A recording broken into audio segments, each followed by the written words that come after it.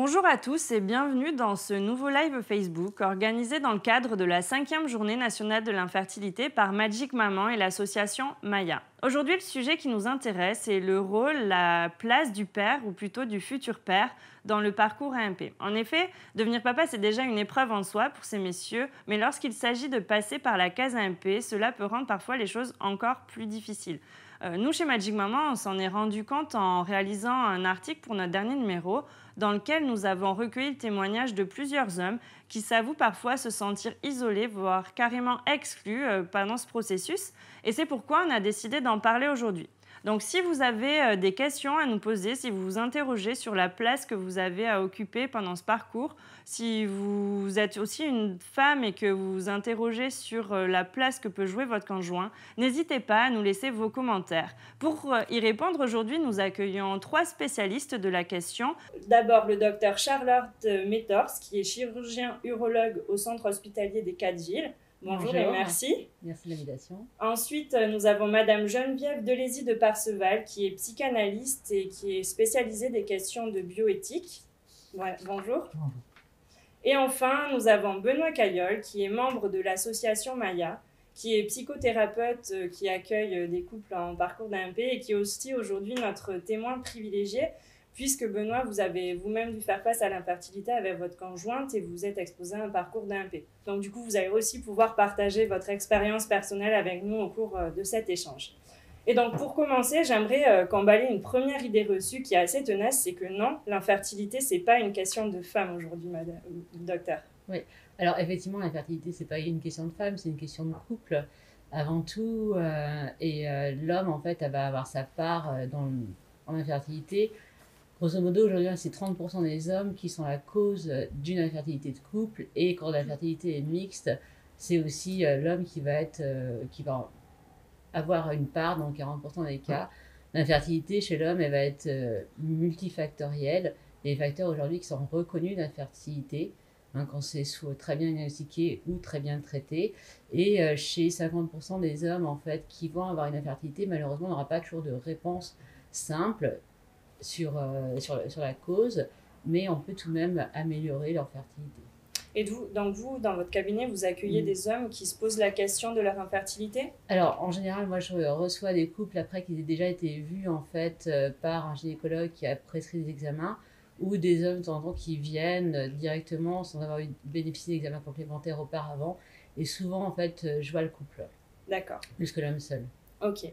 Et donc, docteur Delézy-Parseval, quand l'infertilité, justement, elle vient de l'homme, quand l'infertilité masculine, quels sont le genre de réactions ou de ressentiments que vous rencontrez chez les couples et les hommes que vous accueillez dans votre cabinet?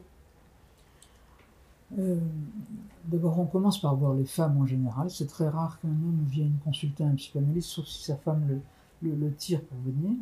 Alors, la première réaction classique, c'est la représentation de l'atteinte à la virilité.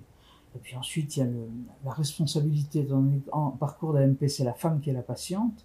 Donc l'homme, il est supposé au départ fertile, et puis ensuite on découvre que c'est lui qui est en cause. Donc une énorme culpabilité, parce que c'est sa femme qui subit les examens. Et ensuite, c'est comme dans toute la dynamique de la paternité, c'est un véritable choc. C'est un choc d'être père, et c'est un choc qu'on vous dise, vous avez des difficultés pour être père. Donc c'est vraiment... c'est une épreuve dans la vie qui est extrêmement importante, qui est complètement sous-estimée par la médecine en général. Ouais, d'ailleurs, donc, dans notre dernier numéro, on avait un témoignage de Bertrand qui dit « Il a fallu encaisser le choc de mon infertilité, absence de spermatozoïdes. Je me souviens d'un trou noir, j'étais effondrée. » Est-ce que c'est ce genre de discours que vous accueillez de la part des hommes, vous? Oui, alors effondré, bon, d'abord il n'y a pas beaucoup d'hommes qui sont complètement azéospermes. En général, on leur dit qu'ils ont un sperme déficient avec des formes anormales, etc. Ce qui les fait fantasmer sur le... mais c'est un choc. Autrefois, enfin, j'ai connu dans les temps anciens, maintenant heureusement, des traitements médicaux, mais des hommes qui faisaient des TS, des tentatives de suicide, tellement ils se sentaient coupables. Et vous, du coup, Benoît, dans votre parcours, donc votre couple a fait face à des problèmes d'infertilité. Comment on reçoit cette annonce de non, vous allez avoir du mal à faire un enfant? Comment on le reçoit en tant que futur parent désireux, en tout cas d'enfant? il y a plusieurs choses. C'est effectivement cette confusion entre virilité et puis capacité, possibilité à être père. Et en fait, effectivement, il y a ce sentiment de honte, de culpabilité qui peut venir. Et puis il y a aussi quelque chose c'est de l'environnement familial. C'est de se dire, ben, mes frères et sœurs ont eu des enfants facilement, mes parents sont eux-mêmes des enfants de grandes familles, etc. Et moi, finalement, j'ai des difficultés à avoir un enfant, alors qu'il y a beaucoup d'enfants autour de moi, en tout cas, quel que soit l'âge. Et ça questionne aussi, qu'est-ce qui se passe là? Qu'est-ce qui fait qu'à mon niveau, ça bloque à un moment ou à un autre? Voilà, pourquoi moi? Voilà, qu'est-ce que j'ai fait? Après, il y a la question de l'hygiène de vie aussi. Est-ce qu'il y a quelque chose que je ne fais pas bien? Est-ce que je ne mange pas bien? Il y a beaucoup de choses. Voilà. Donc, il y a plein de questions qui arrivent à la surface dans ces cas-là. Et effectivement, avec ce sentiment de culpabilité qui peut être très fort. Tout à fait. On sent souvent que sur les premières consultations, les hommes sont pas culpabilisés, mais en tout cas, c'est vrai qu'il y a une faille dans leur vérité. Après, ils sont extrêmement adhérents sur les traitements. Moi, je trouve que vraiment, enfin, pour traiter de multipathologies, que ce soit chez l'homme, chez la femme, en tout cas, dans ce qui est du contexte de l'infertilité chez l'homme, j'ai rarement des patients aussi adhérents au traitement que là. En fait, ils font vraiment attention à ce qu'on leur dit de faire en termes d'hygiène de vie, de traitement, et ils le suivent extrêmement bien. Justement, est-ce qu'on peut rentrer un peu plus en détail dans ce parcours d'AMP et savoir, ces messieurs, quels traitements, quels examens ils vont devoir faire face? Il y a sûrement déjà les examens, en fait. Donc, une des premières choses à remettre en place, c'est que dans un couple, les deux doivent être examinés. D'accord? Donc, l'homme doit aller voir un spécialiste de l'homme, en l'occurrence un urologue, pour être examiné, et ensuite qu'on lui prescrive les examens complémentaires. L'examen clinique est extrêmement important parce qu'il permet de voir des choses qu'effectivement à l'échographie ou sur les spermogrammes on n'aurait pas vu. Donc il y aura un examen clinique. Ensuite, bien entendu, on va analyser le sperme. L'analyse de sperme, ça se fait dans des laboratoires spécialisés. Et on va souvent leur conseiller tel ou tel type de laboratoire pour qu'ils soient bien accueillis et que les choses n'aient pas été refaites plusieurs fois. En fonction du spermogramme, ensuite, ils ont des bilans complémentaires à faire. Ce ne sont jamais des bilans extrêmement lourds. Il y aura une échographie des testicules. Il y aura une prise de sang dans certains cas. Dans certains cas, on va faire des analyses génétiques aussi. Et puis, on va demander des examens spécifiques de la qualité du spermatozoïde, telle la fragmentation de l'ADN du spermatozoïde, la décondensation, qui aujourd'hui vont pouvoir nous guider en fait sur est-ce qu'on va avoir une approche d'insémination, d'ICSI, comment est-ce qu'on va essayer de les améliorer sur des antioxydants. Donc, ce sont toujours par contre, la plupart des examens qui sont non douloureux en tout cas. Hein. D'accord. C'est pas invasif comme examen en tout cas. D'accord. Oui, mais ils ne sont pas invasifs, mais en même temps, moi je suis frappé avec l'expérience du nombre d'hommes qui ressentent un blocage au spermogramme. Oui. Se masturber dans une petite pièce. C'est vraiment pour ça aussi qu'on leur conseille certains endroits en fait où maintenant en fait les salles de recueil sont mieux faites, sont plus les toutes petites salles avec des parois de 2 cm d'épaisseur. C'est vrai, mais il n'empêche qu'ils ont tendance à se voir comme des donneurs de sperme. Et se cantonner à ce rôle en fait simple. La paternité, c'est d'abord donner son sperme pour l'examiner. Et c'est quelque chose qui est très violent. Moi j'ai plusieurs patients qui n'y arrivent pas. Alors que ce sont des hommes qui ont une vie parfaitement normale. Ça c'est vrai que le spermogramme est un passage obligatoire de la même manière que dans un couple, une femme sur une infertilité va avoir une écho pelvienne, va avoir une hystéroscopie qui là pour l'instant sont des examens relativement invasifs. Elle aussi est vue un peu comme une cavité, une bonus ovocyte. Oui, mais il y a moins d'association avec la sexualité. Au niveau du fantasme, c'est pas pareil. Oui. C'est pas ce que moi je vois. Et puis effectivement, normalement, un enfant se fait dans le cadre d'une relation physique. Voilà, effectivement, dans la rencontre de 2 corps. Voilà. Et là, qu'est-ce qui se passe? Finalement, ce sont 2 corps qui sont séparés physiquement. Donc c'est quand même très particulier de se retrouver dans une salle en se disant, moi je suis seul, je suis potentiellement en train de faire un enfant. On verra ce que réserve l'avenir, etc. Mais elle aussi, elle est seule au bloc opératoire quand elle se fait fonctionner. Oui, mais c'est médical. Oui, mais les deux, effectivement. Mais là, comme on est sur la place de l'homme, là, je parle vraiment, et je suis tout à fait d'accord, effectivement, qu'il y a une forme de solitude des 2 côtés par rapport aux examens. Enfin, en même temps, en fait, quand tu les replaces en fait dans leur contexte, dans leur parcours d'AMP et qu'effectivement ils ont à faire des recueils de sperme ou des spermogrammes, en même temps, ça les replace aussi dans le couple, dans une forme active en fait. Parce que si ils se cantonnent en fait à être là juste pour accompagner au rendez-vous, ils sont totalement passifs et conducteurs Uber. Tandis que si effectivement ils ont à faire un traitement, ils ont à faire attention à leur hygiène de vie, on leur demande effectivement des recueils avec des temps d'abstinence qui vont être différents en fonction de chaque patient, etc. Moi, je pense que ça replace en ça fait. les implique davantage. Effectivement, par contre, en termes de sexualité, Oui. on est extrêmement castrateur dans l'ensemble du couple sur la sexualité. Mais ça, c'est une autre problématique en fait de prise en charge plus globale où il y a tout un intérêt à avoir une prise en charge psychanalytique, psychologique du couple dès le départ. Et justement, on a une question.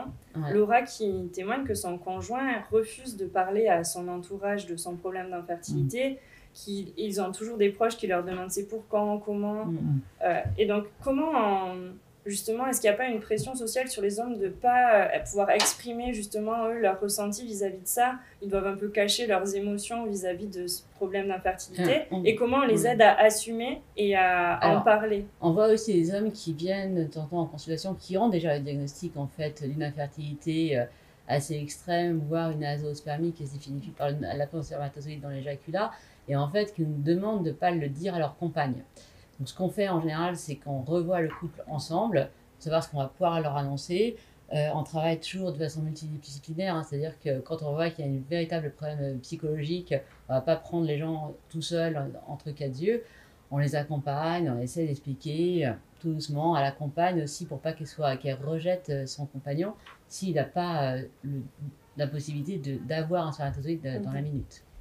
Et vous, Benoît, de votre expérience, comment vous avez réussi à vous impliquer dans ce parcours d'AMP? Est-ce que vous avez des conseils peut-être à donner à une femme ou à un homme qui se lance dans ce parcours-là, justement, pour rester soudé et pas se sentir exclu?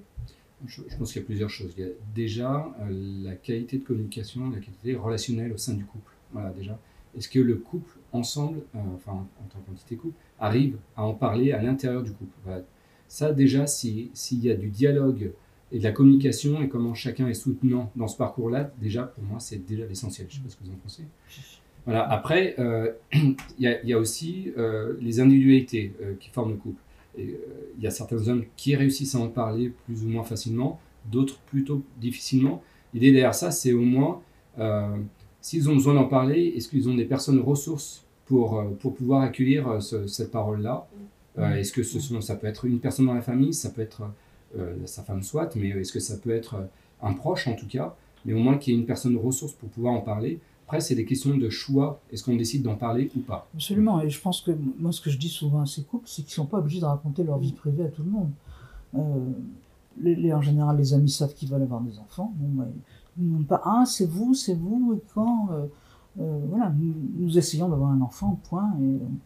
Et que ce soit l'homme ou la femme, d'abord, tout dépend si la femme implique beaucoup l'homme, son mari, laissant entendre que oui, c'est elle qui a tous les traitements alors que c'est lui qui est responsable. Enfin, je caricature un peu mes amis qui sont comme ça. Mais c'est un problème de couple. Alors, les gens, il faut qu'ils restent un petit peu à l'extérieur et qu'ils respectent. On n'est pas obligé de tout raconter. Alors, j'ai fait une FIV tel jour, etc. Bien sûr. Benoît, vous voulez ajouter? Oui, après, effectivement, il y a certaines femmes qui vont dans des cabinets de psy pour pouvoir avoir leur espace pour en parler. Alors, le constat effectivement, qu'on partage, c'est que certains hommes viennent, mais à la demande de leur femme. Déjà, c'est énorme s'ils viennent. Voilà. Après, je pourrais les inviter quand même à venir davantage, parce qu'effectivement, c'est un parcours qui n'est pas facile, qui nécessite d'être en contact autant que possible avec ses propres émotions, la façon dont chaque homme le vit.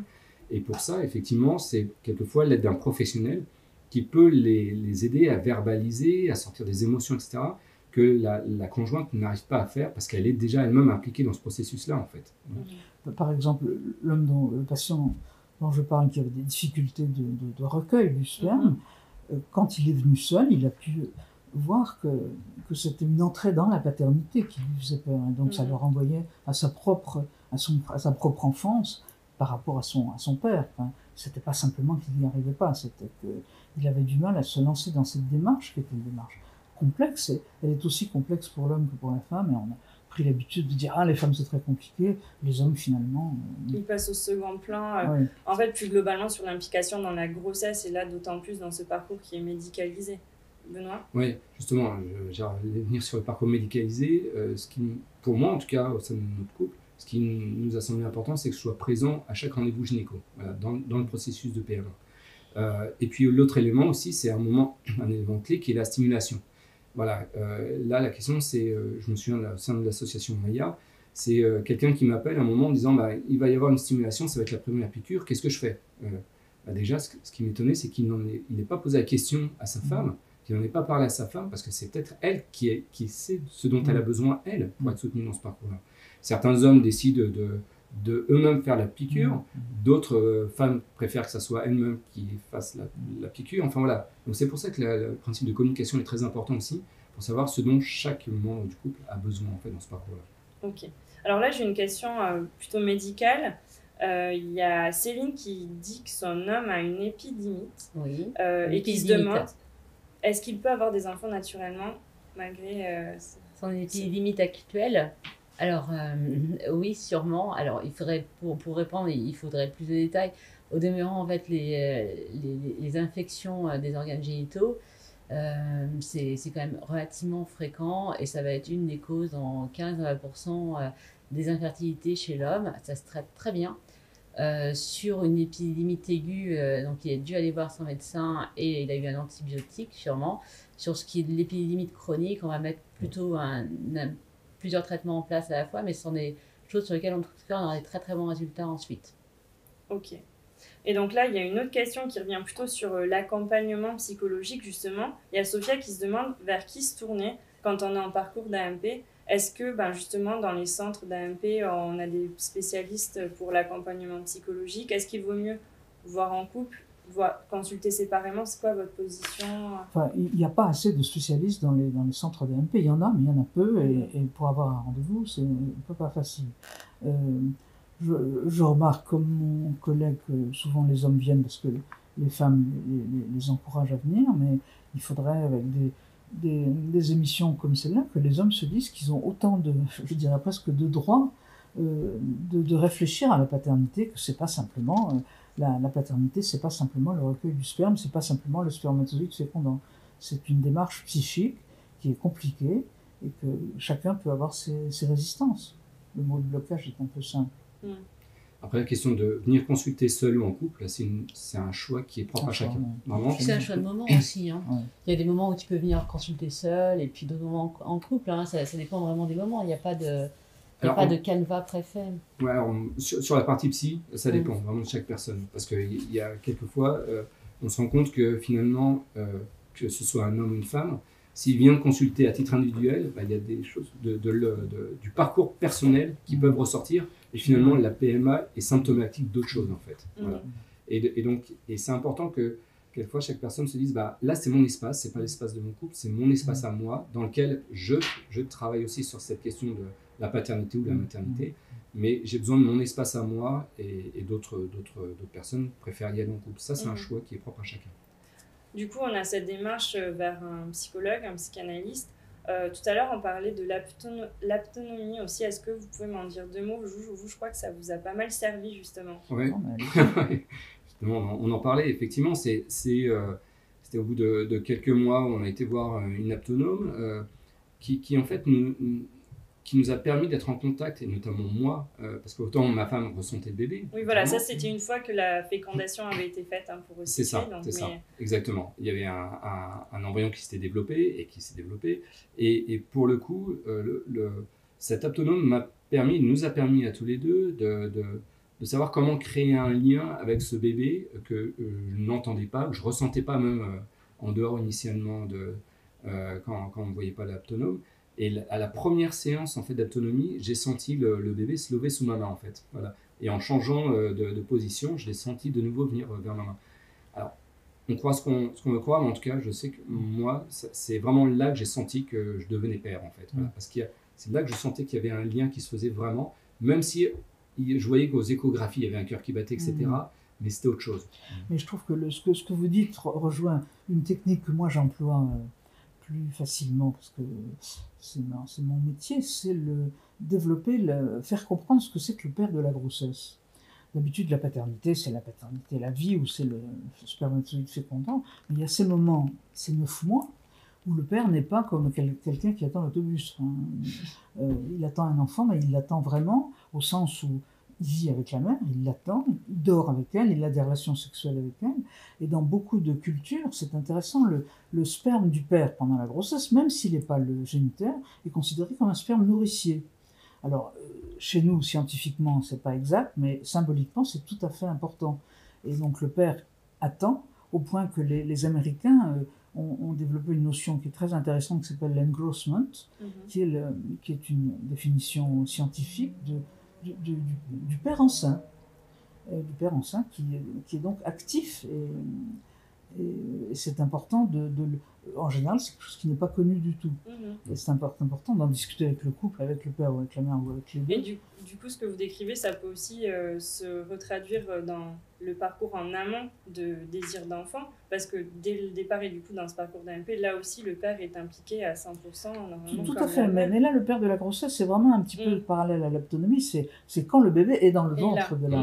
Mais bien sûr, avant on peut en parler. Mais c'est une notion qui est peu connue et je vois qui aide. C'est pas une histoire de couper les cheveux en quatre, c'est pouvoir aider les pères. Du coup, là, j'ai une autre question pour vous, docteur. C'est Bruno qui témoigne. Lui, il déclare lutter contre l'infertilité depuis 1997 et il se demande si les hommes peuvent eux aussi être touchés par le distilbène, parce qu'il dit qu'il a vu qu'un seul cas d'homme, mais il se demande si ça vient pas de là.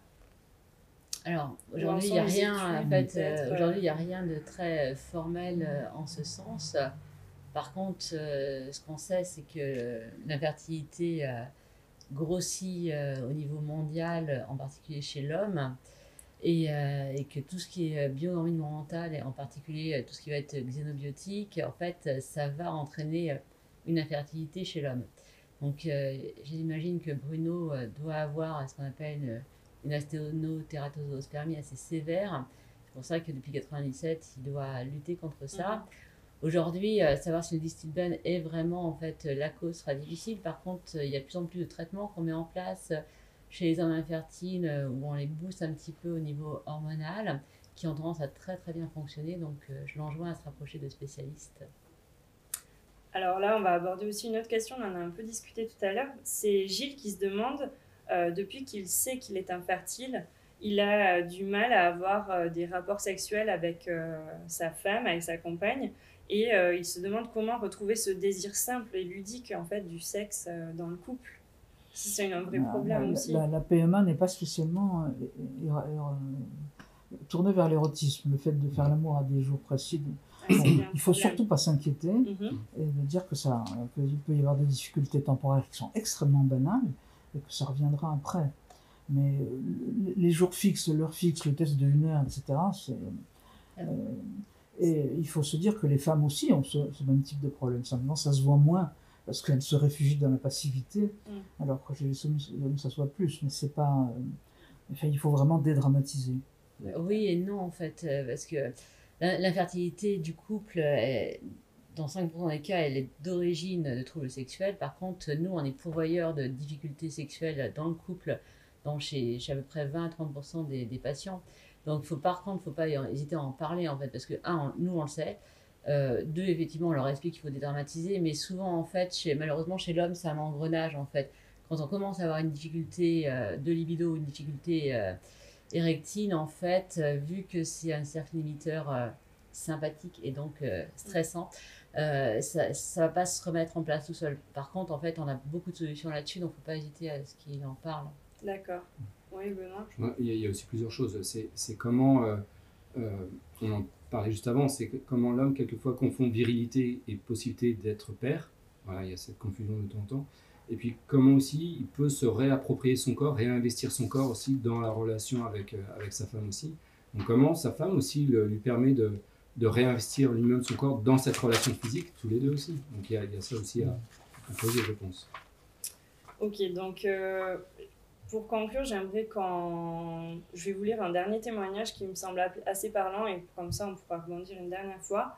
C'est Paul qui nous disait j'avais l'impression que si je n'étais pas là dans ce parcours, c'était la même chose. J'aurais aimé savoir ce que les autres hommes qui vivaient la même chose que moi, la même situation, en pensaient. Mais quand on se croisait dans les couloirs, de nos éprouvettes à la main, on se parlait pas, on baissait la tête. Et en fait, si aussi aujourd'hui on a voulu parler de ce sujet, c'est aussi pour ça, pour redonner la parole aux hommes et se dire qu'ils ne sont pas seuls sur cette question-là et qu'il ne faut pas hésiter justement à se tourner vers des spécialistes pour peut-être les mettre en relation, puis c'est quelque chose qui est plus difficile à aborder peut-être entre hommes. Donc voilà. Ça me rappelle, il y a quelques années, un patient qui arrivait à l'hôpital pour le sonogramme, la laborantine lui serrait la main, et quand il est parti, elle tendait la main, mais c'était pour prendre l'éprouvette et pas pour lui serrer la main. Et il se sentait, c'était à son sperme qu'on s'intéressait et pas à lui. Oui, alors après, on fait quand même des choses pour que les hommes se rencontrent et puis qu'ils voient qu'effectivement, ils ne sont pas seuls dans l'affaire. On fait des réunions de nutrition spécifiques chez l'homme. Donc ça leur permet de se rencontrer et deux, ça leur permet de savoir un petit peu ce qu'il faut faire. Ils sont invités aux réunions sur la FIV, donc eux-mêmes... là, ils se rendent compte, ils voient qu'ils ne sont pas tout seuls, et ce sont des couples qui se rencontrent, mais ils ont le temps de parler entre eux aussi. Du coup, Benoît, dernière question. Vous conseillerez quoi aux hommes pour que ce parcours d'AMP se passe au mieux au sein du couple? Savoir comment... alors c'est facile comme ça de le dire, je suis assis. Mais c'est comment ils ont envie d'investir ce processus-là, comment ils ont envie d'être à côté et avec, donc à côté dans le sens avec leur femme dans ce parcours-là, donc pas rester seul. Et puis, encore une fois, ce que je disais tout à l'heure, c'est qui peut être ressource par rapport à ça. Ça peut être des professionnels comme les psys, effectivement. Et après, la question même du choix du psy, c'est est-ce que j'ai envie de m'adresser à une femme? Parce que peut-être qu'entre hommes, il ne va pas y avoir de comparaison possible. Ou au contraire, je vais peut-être m'adresser à un homme parce qu'au moins, on sait ce que c'est que la sexualité masculine. Et je parle de sexualité, mais pas que ça. Mais on parle entre hommes. Voilà, donc il y a cette question-là qui peut se soulever aussi. Et puis, vous parliez de professionnels. Voilà, il y a l'Arbre de Vie notamment qui travaille en multidisciplinarité avec des aptonomes, sages-femmes, etc., kinés. Mais c'est important d'avoir cette vision globale de l'être humain, voilà, et notamment l'aspect psy, je trouve. Et puis moi, je voudrais ajouter quelque chose, c'est que autrefois, il y a une vingtaine d'années, on parlait d'enfants de la science, et c'est une expression absolument horrible, c'est que dire à ces futurs pères que de toute façon, leurs enfants sont des enfants comme les autres. Certes, il y a des atypies de conception.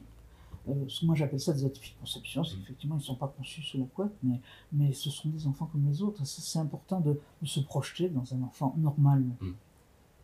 Bon, notre live touche à sa fin. En tout cas, je vous remercie à tous d'avoir répondu à nos questions et merci à vous de nous avoir suivis. Vous pourrez retrouver tout cet échange en replay sur notre page Facebook.